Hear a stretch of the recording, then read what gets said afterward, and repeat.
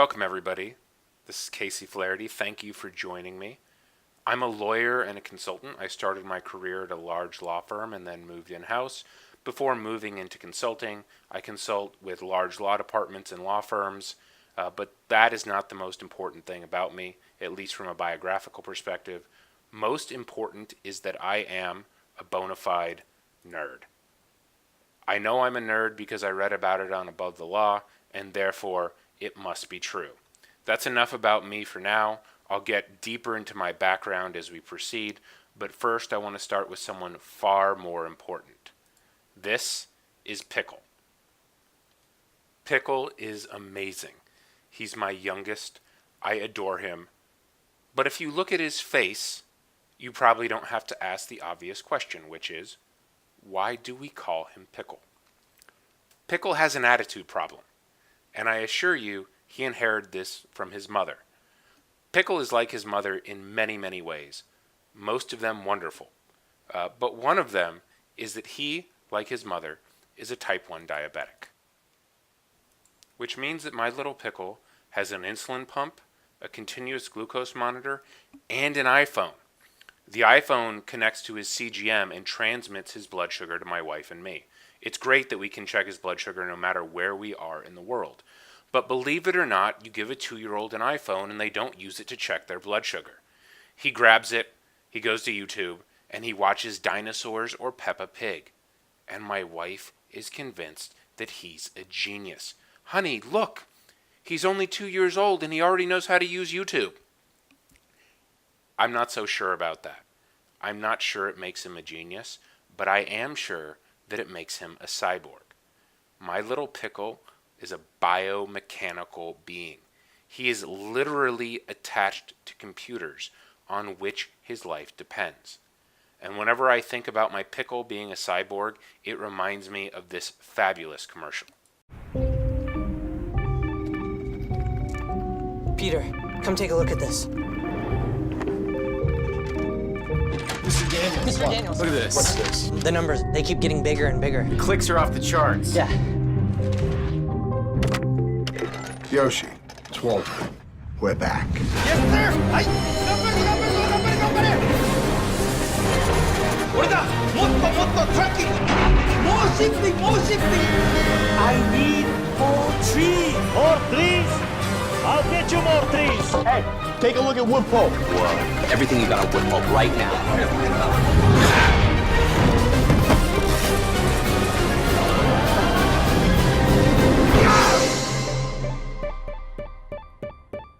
He really loves that thing.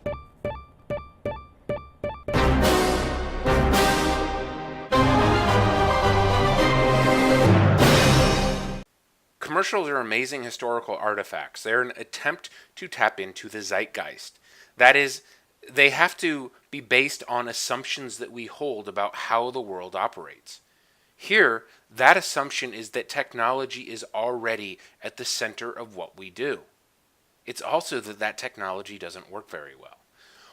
While Pickle is attached to computers in a very physical sense, we're all attached to them in a metaphorical sense, and that doesn't make it any less real. I don't know about you, but I see my personal and professional life draining away with the battery on my iPhone. And that commercial captures that we are dependent on technology. But again, we want it to be better. So the commercial is trying to sell us technology to help us fix problems with our technology. Reflect on what a departure that is from the common way for us to attack problems, especially in the legal realm. For decades, we have brought more and more lawyers to bear on issues of complexity. And the world is getting more complex. And so I want to start as one of my foundations with the idea that lawyers have never been more important. As the world has grown larger from an economic and regulatory perspective, as it's grown more interconnected, lawyers have become more important. Lawyers are complexity engineers. Some of us create complexity, others of us solve for complexity. Just to give you an example, here is the growth and references to regulations in 10K filings. It's quadrupled in the last 20 years. But it's not just that the references have quadrupled. The variety of regulations has also increased considerably. And so I mean it when I say the world is becoming more complex and lawyers are becoming more important. And that, in part, is because complexity has a characteristic that often goes unremarked. It compounds. It doesn't increase in a linear fashion, it increases in an exponential fashion. And so it's not just that lawyers have become a little bit more important. Lawyers have become a lot more important. In the last 4 decades, the share of the U.S. economy going to legal services has quadrupled. That's not just it's kept up with economic growth. It has outpaced economic growth by 4x, which, by the way, was pretty good if you were the lawyer in a large firm. Demand for your services kept going up and up and up because it outpaced supply. This was fine for as long as it lasted, but it has probably come to an end. That's not because lawyers are doing anything wrong per se, but simply because this is unsustainable. It can't go on like this forever. And probably the number one piece of evidence for this, at least in my world, and this is where we're going to get into a bit more of my biography, is the move of corporate work in-house. I come from a corporate background. I was at a large law firm. Then I moved in-house. This informs my worldview. And even if you're at a smaller firm, I think a lot of these trends will become familiar to you. So law departments have grown at a much higher rate than any other area of law. In-house departments, especially after the recession, although they were really continuing a trend that started long before then, started moving work in-house. And the reason, I believe, is because it's cheaper. It is simply cheaper to have a person internally than it is externally. And trends like this have led to all kinds of hyperbolic headlines about the end of law firms. As you can tell from my use of the word hyperbolic, I don't think this is actually what's going on. Instead, it's more of a stagnation or an erosion. And look, this chart right here, this is not adjusted for inflation. So the amount of money without any kind of adjustment for inflation that was spent with large law firms in 2016 is less than it was in 2008.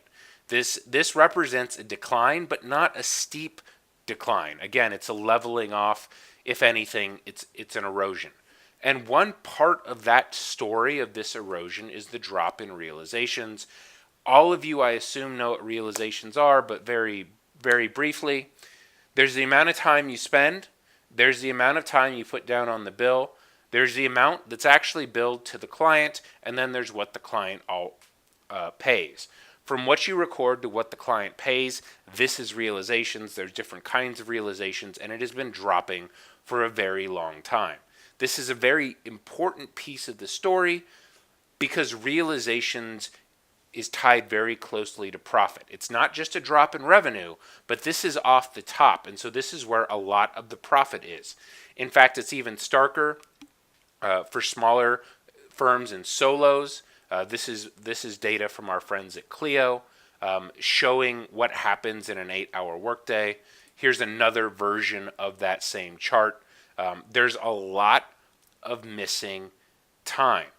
At least on the corporate side, I can tell you that a lot of that missing time is due to discounts. We've been playing a discount game, what I refer to as discount kabuki, for a long time. Discounts are fine as far as they go. There's nothing inherently wrong with them, but I don't think they go very far. I don't think they accomplish very much. And that's in part because we rely on them too much. No matter what our problem is as an in-house department, and I speak as someone who was in-house and still advises in-house departments, we've defaulted to discount as the answer to every problem. Well, once price is the answer to everything, it stops being the answer to anything. That is, the signal gets lost in the noise. If I, as an outside lawyer, if you're going to ask me for a discount, no matter what it is I do, I have absolutely no incentive to change behavior. Again, the signal gets lost in the noise of the relationship. Personally, I think we need to get better at creating feedback loops. This is something that is largely missing in the legal profession. A link between behavior and outcome, especially with respect to firm-client relationships. But this feedback loop, it has to be in the service of something larger. I mentioned that I believe that a large part of the insourcing trend is about cost savings. And it is, and again, that's fine. But fundamentally, I don't think we have a cost problem. When you look at that exponential curve, cost is part of it. But what we really have is a productivity problem. I'm referencing my friend Bill Henderson here, Professor Bill Henderson. I recommend you read his stuff. He says we are framing the problem incorrectly. What we are framing as a cost problem is really a productivity problem. If you frame something as a cost problem, then you're solving it by bringing bodies in-house because they're less expensive. You're solving it by getting discounts. But in fact, when you have a productivity problem, you realize those are sideshows, and what you really need to concern yourself with is systems, and that whether the work is taking place internally or externally, we have to ask the question, how are we leveraging expertise through process and technology? Are we really so worried about individual efficiency? Is this one lawyer being maximized, or should we be worried about system efficiency?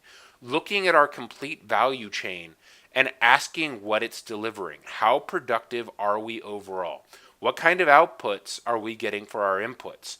And what can we do to get a higher yield of outputs from that inputs? And when you start to do that, you start to look at legal service delivery a slightly different way. Lawyers are still at the center of it. They're still the core. Again, my thesis is that lawyers have never been more important, and I'm not going to change that.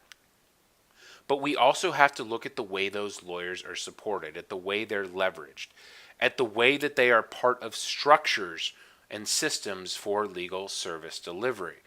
This is a different way of looking at the world. It's also a different way of talking about the world. One of the largest potential disruptions from the insourcing trend is the way that law departments are aligning themselves operationally, philosophically, and linguistically with the corporations they serve. They are no longer just embedded law firms. They are part of the business. They operate like the business. They talk like the business. And this has increased the disconnect between law departments and law firms.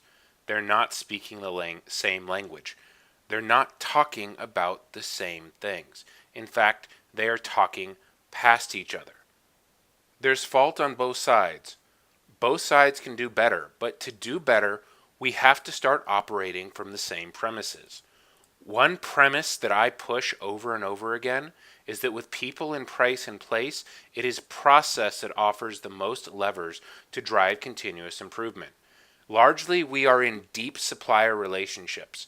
We have stable, long-term relationships where the same law departments are sending the same work to the same firms over and over and over again.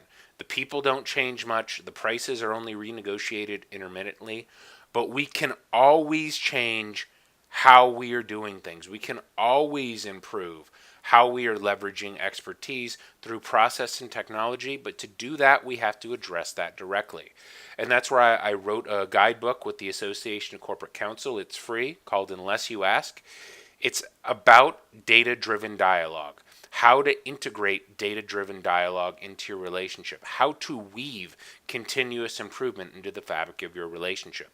I wrote a shorter version called the Civil Service Delivery Review Primer for the buying legal counsel. Again, it's this question of how legal services are delivered. It teaches law departments how to go into their law firms and actually look at legal service delivery separate and apart from price and people. What are the systems by which legal services are delivered? And once you do that, you don't play a game of gotcha. You don't say, oh, I found an inefficiency. You owe me money.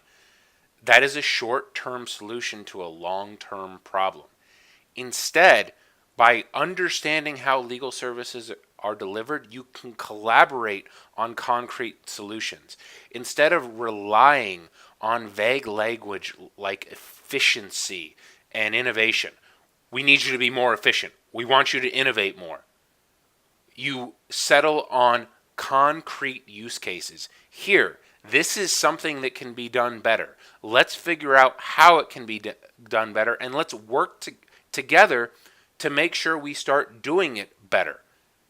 And let's embed metrics in that improvement initiative. And once we're done with that improvement initiative, we'll move on to the next one. Again, we will weave continuous improvement into the fabric of the relationship. We can do this from a place of collaboration, from a commitment to co-prosperity. I very much believe in win-win outcomes when law departments and law firms work together. I showed you that chart on declining realizations. That's a huge challenge, but it's also a major opportunity. And it's an opportunity because it means we are not playing a zero-sum game. Law department costs can go down while law firm profits go up. This can happen simultaneously, and at the same time, we can improve turnaround time and quality, etc. Because again, we are not playing a zero-sum game. And I had to write these guidebooks. I had to start speaking about win-win scenarios because until I did, I was the word guy. I don't say that to be defensive. There's nothing wrong with being the word guy. I'm quite proud of it. It's not that the characterization was incorrect. It was simply incomplete. Going back to this idea of having concrete conversations about process improvement, when I moved from a large law firm to in-house, I wanted to have that kind of dialogue. I wanted to talk to my firms about the way we could get better together. But I couldn't do that with a traditional approach. And that traditional approach is to yell at law firms for being inefficient and then ask for a discount. So I did something very different. I applied lessons for supply chain management. I actually went on site. I did site visits and I watched my lawyers work. And not really the partners, but the associates and the staff, the people doing the labor-intensive portions of the operation. And I grant you, it's a little uncomfortable, but there's nothing that gives you nearly as much insight as actually having someone walk you through the way they're doing the work they're billing you for. I uncovered things I could have never, ever found in the narratives of the invoices. Some of it was good, some of it was bad. Almost all of it had to do with process. Some of it had to do with technology, because while we are all cyborgs, we are all dependent on technology. Just because you have the tools doesn't mean you know how to use them. And so I would go to the relationship partners when I was done with my report and talk about all the things that could be improved, and they would automatically concede before I even opened my mouth that their technology wasn't up to snuff, that those fools in the IT department were hampering the lawyers from reaching their full productivity potential because they weren't giving them the tools they need. And I'd say that's true in part. I mean, there are better tools out there than what you happen to be using, but my biggest issue is you're not using the tools that you already have very well. Your people are spending almost all of their time in the basics, in Word, PDF, spreadsheets, email, document management systems, and frankly, they're not very good at it. And the relationship partners didn't believe me. They said, we hire very smart people, and I would agree with them. Then they would tell me that they hire very, very hard-working people, and I would agree with them. Then they would tell me that these people spend all day in these applications, and I would agree with them. But for me, it did not follow that they were then good, because most people get to the bare minimum of survival when it comes to technology. Lawyers are no different. Well, we were having a normative conversation about an empirical issue. They were telling me in the abstract how they thought things were. I needed to bring it back to the empirical level. What is actually true? So I created a test. This is how I became the word guy. I took assignments that I was actually giving to my outside counsel. I did them myself. They normally took me about 20 minutes. And then I would go out and I would time associates and staff on those very same assignments. Here are the kinds of things I was looking for.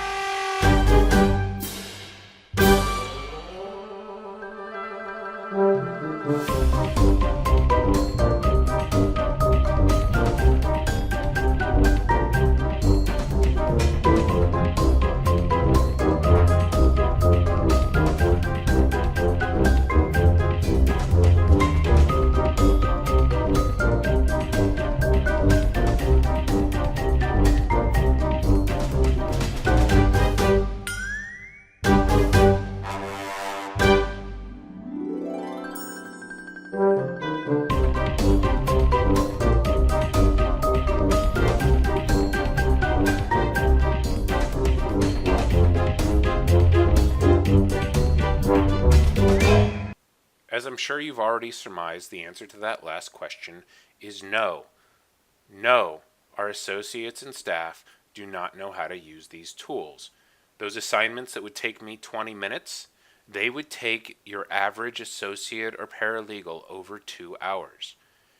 That example I just gave you on cross-references, less than 5% of legal professionals know how to use cross-references. Now, sometimes I get the objection, hey, I'm a litigator. What do I need cross-references for? I normally look at those people and ask them, well, do you write settlement agreements? Yes. Do they have cross-references? Yes. Well, then what are we talking about? These features are ubiquitous, but the problem is you only know about them once you know about them. They're only obvious once they become obvious. Everything is obvious once you know the answer. Until then, it's not so intuitive unless, and here is the good news, you grew up with it. I'm outlining this particular problem statement about the way we interface with our technology, when in fact it has a very simple solution. Most of us just need to die. That is, we need to get older and let the next generation take over. Let the pickles of the world come into the workplace, and this problem will take care of itself. Except it won't. Because the digital native is a myth.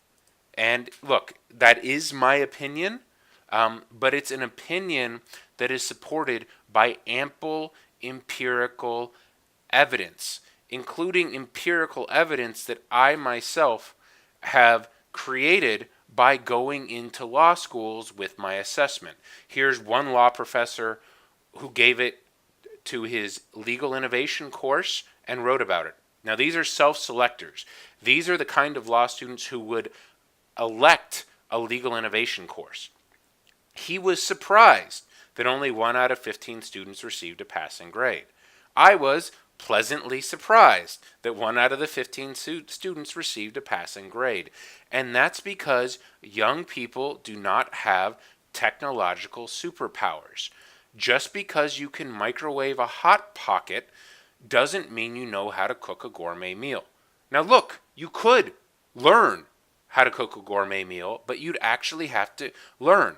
Getting a Twitter account in utero is not the same thing as knowing how to use Word or Excel or PDF.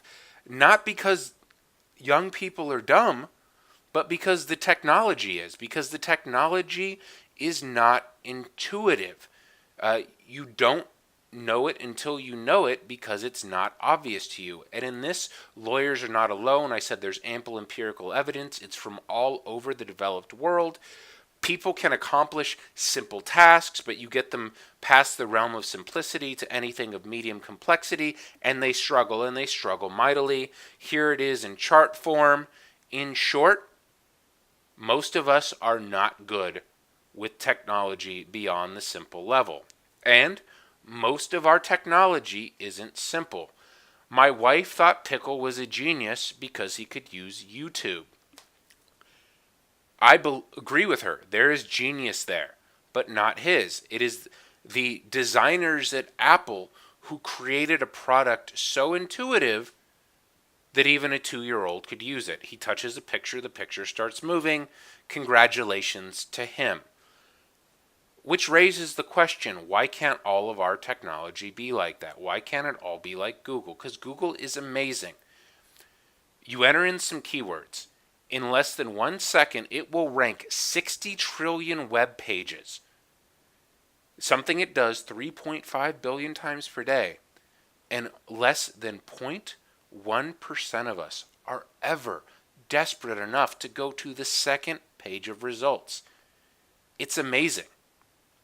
And yet, what do we do when we find what we need?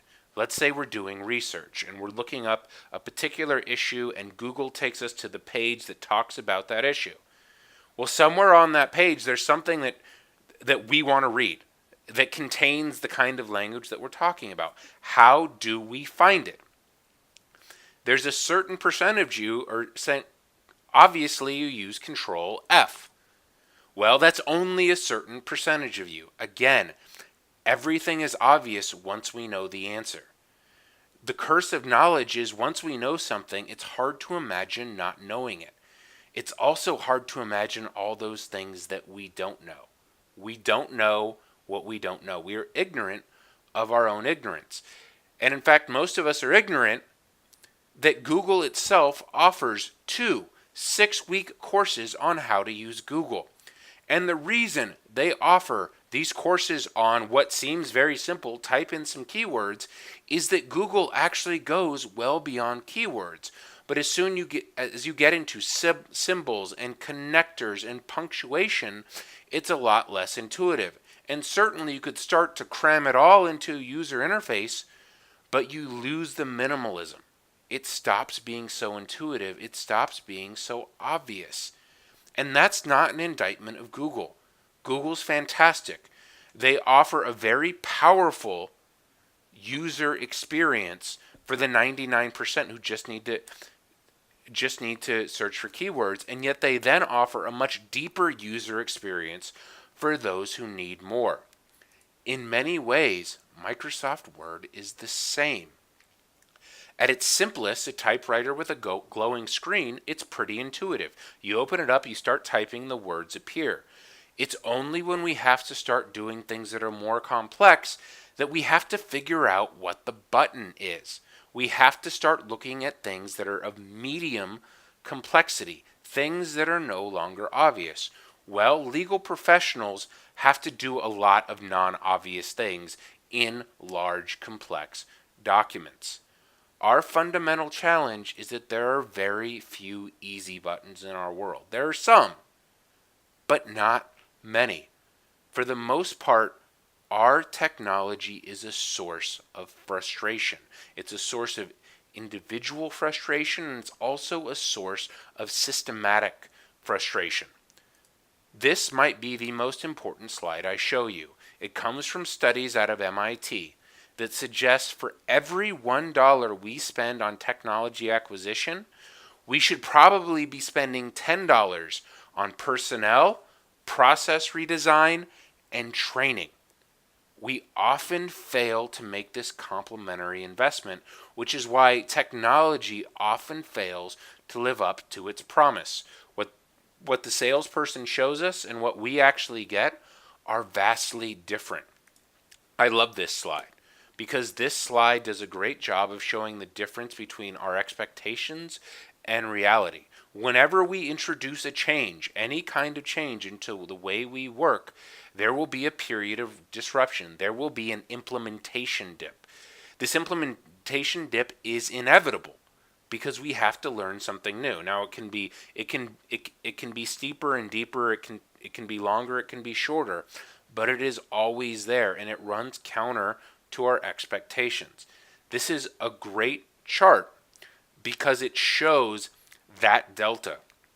It's a great chart except for the fact that it is wrong, and it is wrong in one very fundamental way.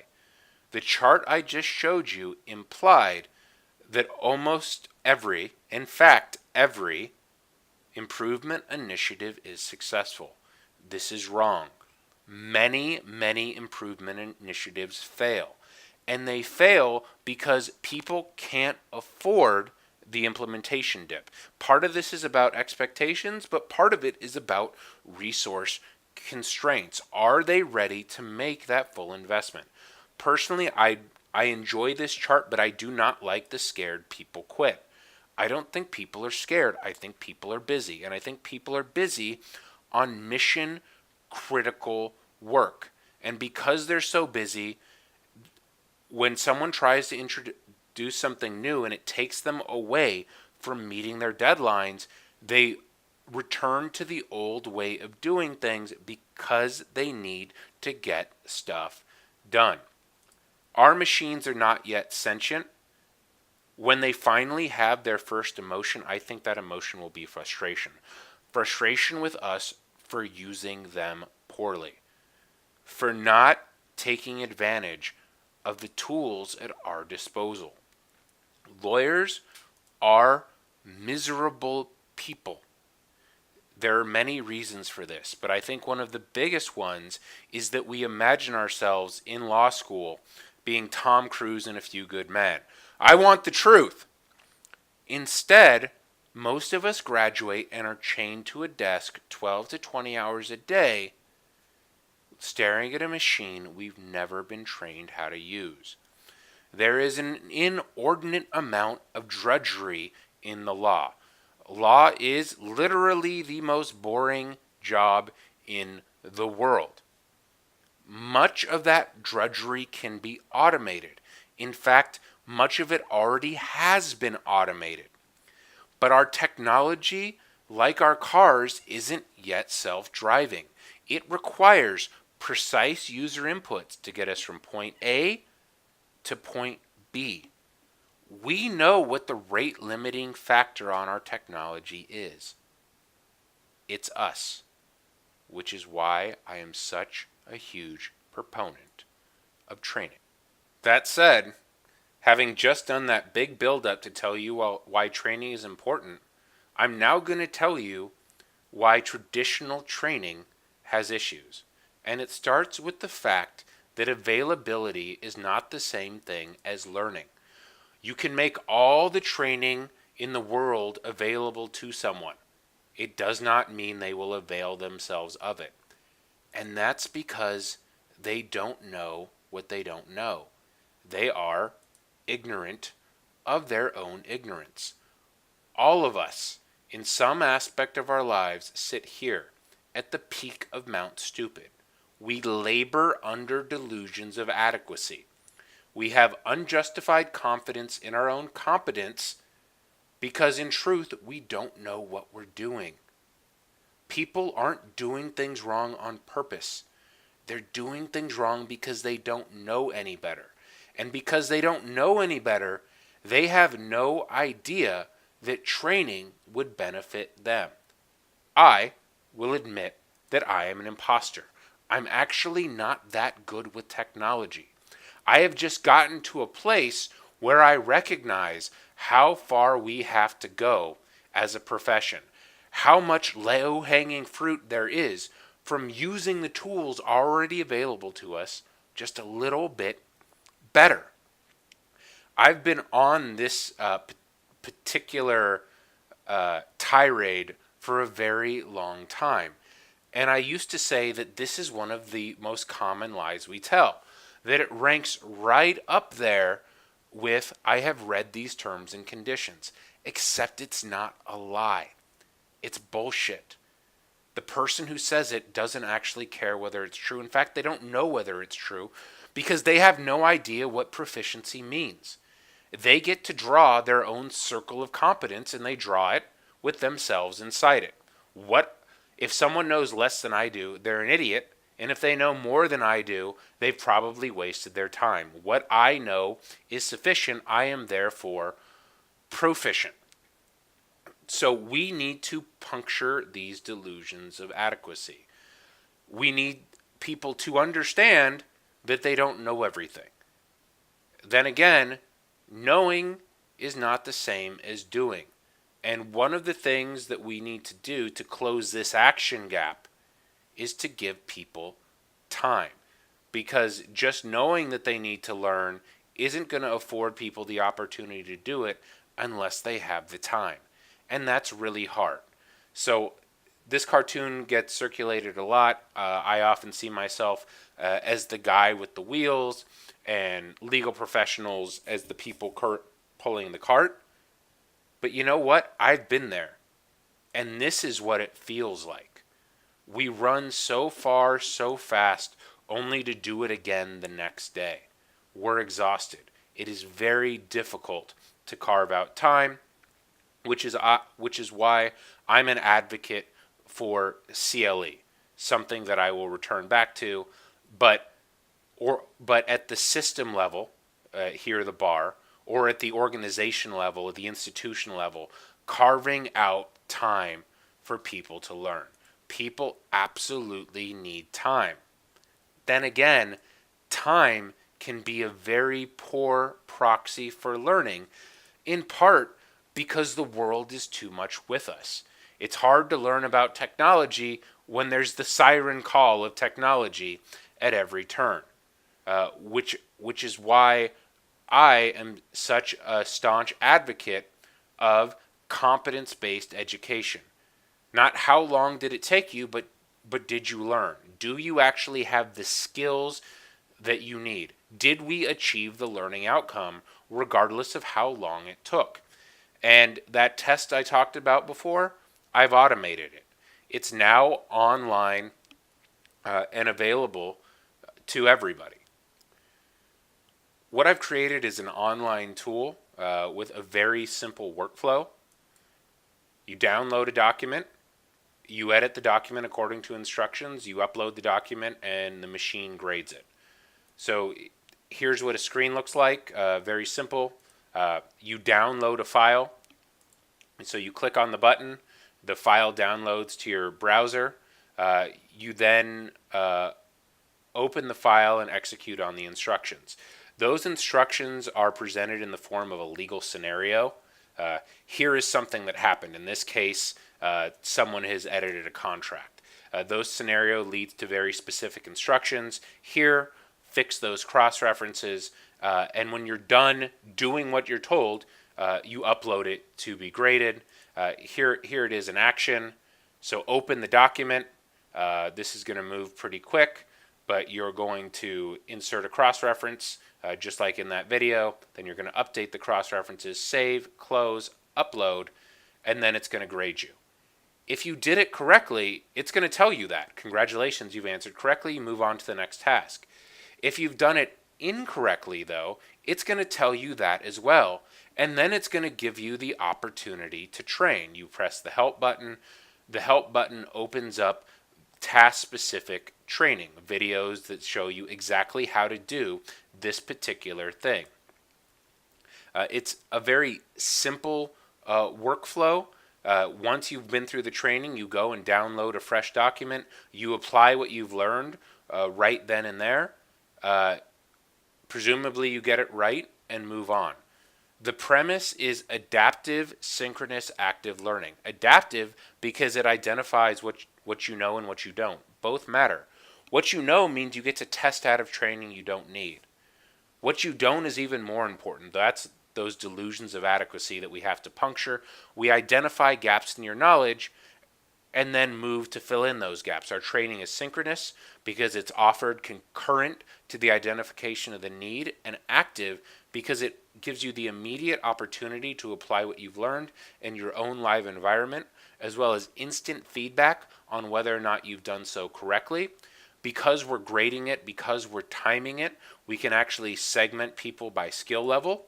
And those that achieve either qualified or expert are given a digital badge. This replaces the mostly meaningless proficient in Microsoft Word. We've therefore not only created a competence-based learning platform, but also a mechanism for transparency and accountability. A question that is not asked enough is whether the time has come for competence-based CLE. Surprisingly, my answer is a resounding yes. It is absolutely time for competence-based CLE. And that's not just about skills. It's also about substantive knowledge, especially the way that we can blend the two. Here, for example, is the Florida rule on sensitive information that needs to be redacted when filed with the court. This would be a typical CLE slide. It would be one among dozens, if not hundreds of slides that people would sit there and receive passively if they were paying attention at all. Compare it to this question. Same information, but instead of asking you to watch something, we are asking you to engage. We are asking you to answer a question. And because it is check all that apply, there is a large number of potential answer combinations. So large, in fact, that gaming it is not worth the time.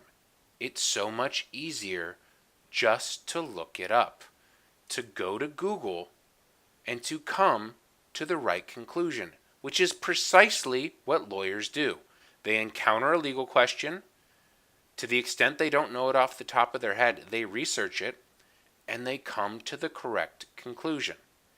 Think about the difference of engagement between this competence-based approach and the typical passive reception of information on a slide. Now add that to what I can do with my platform. So the next question is, okay, now you know what has to be redacted. Do it. Show me that you can actually accomplish what you're required to do under the regulation. To this, I often get an objection. And that objection is, hey, isn't that against the rules? Can't people move quicker? Some people move quicker than others. You're not timing them, you're testing them. And that's not consistent with our hour-based system. Well, first and foremost, these are the rules of men, not the laws of physics. They can absolutely be changed. They are being changed. In February 2017, the ABA adopted a new model rule on MCLE to pair with the new comment on 1.1 on tech competence. This rule is largely focused on technology programming. That is at the heart of the change. It allows for more emphasis on technology. But it goes beyond that and questions whether everything has to be hours-based.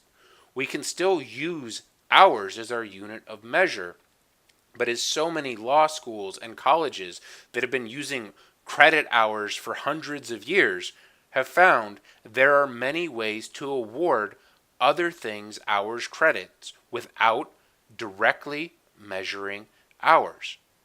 Now, this isn't just about specific competencies. Do you know how to use cross-references?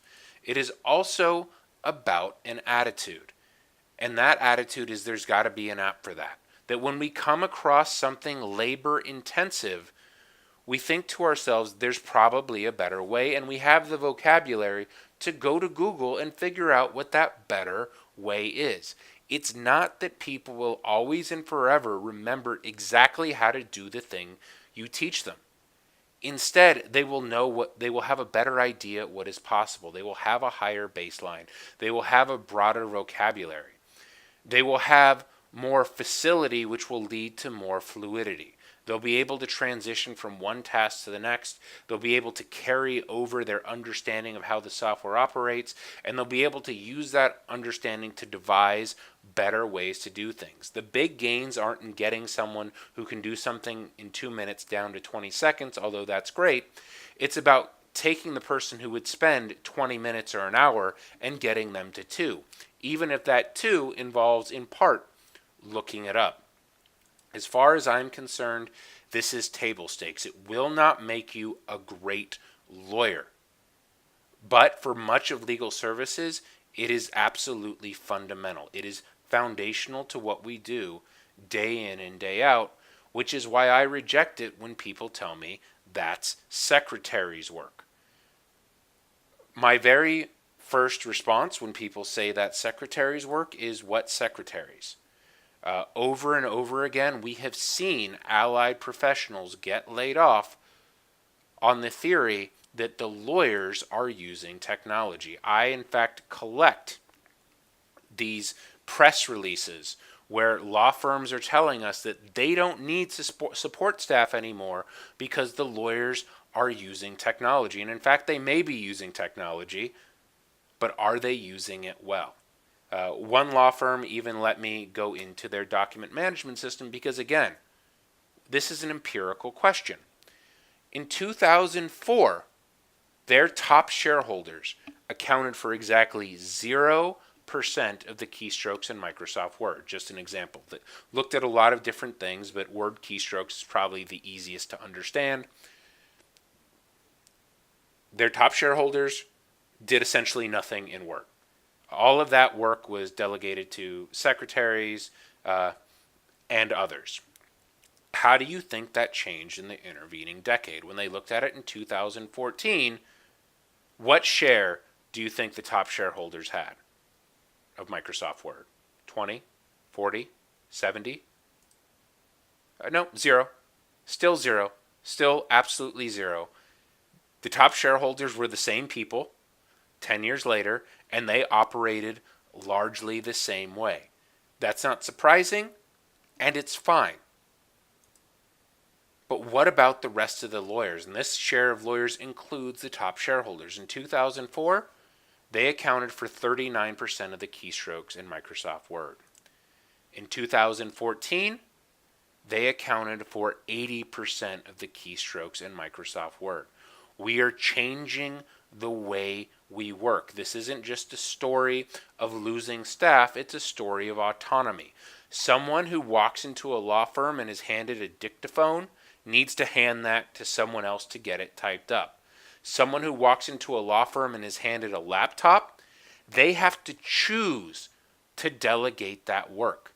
But delegation is important. It's not just that people have to possess these skills themselves. They also have to oversee the work and make sure that others are doing it appropriately. Even if you're not the lawyer who does the work, you're the lawyer who assigns the work. And that comes with the continued duty of competence. This great graphic is from my friend Bob Ambrosi's website. He tracks all the states and other countries that are adopting the duty of tech competence. As of this recording, it was 27 states. But I want to focus on a state that has not changed their Rule 1.1 on competence to include technology. I want to focus on California, where I happen to be barred. The State Bar of California has not amended their language, but they did release an ethics opinion that read the duty of competence with technology into their rule. They said it is obvious that attorneys must use technology to remain competent. It only took a couple of months before this ethics opinion was cited in a sanctioned order. This sanctioned order happened to do with e-discovery, and it was not only levied against the client, but against the lead partner on the case. The partner himself cited the ethics opinion, which said, look, I am allowed to associate in competent counsel and expert consultants. Here, I used my younger associates, those digital natives, and an e-discovery vendor. I relied on their expertise, and I'm allowed to do that under this opinion. The court said, not so fast, my friend. The duty to supervise work is non-delegable. The attorney must maintain overall responsibility for the work. This is an ethical obligation, and it's an obligation that becomes more onerous every year. This is St. Peter's Square 8 years apart. In one sense, it's exactly the same. The people are there to see the Pope. In another sense, it is completely and utterly transformed. The world is changing quickly, and that pace of change is only increasing. The amount of change we've seen in the last 10 years is nothing compared to the amount of change we're going to see in the next 10 years. But just because change is inevitable doesn't mean that our adaptation is inevitable. Change for us is a choice. We have to make choices about what we do and how we go about it. For every dollar we spend in technology acquisition, we should be spending $10 in training, personnel, and process redesign. It's a hard lesson, it's a painful lesson, it's a lesson we don't necessarily want to hear. But it's an important lesson. It's one we have to learn. I hope I've brought it a little bit to life. Thank you for spending time with a nerd like me. If you want to contact me, tell me I'm wrong, ask me any questions. I'm always available. Thank you so much.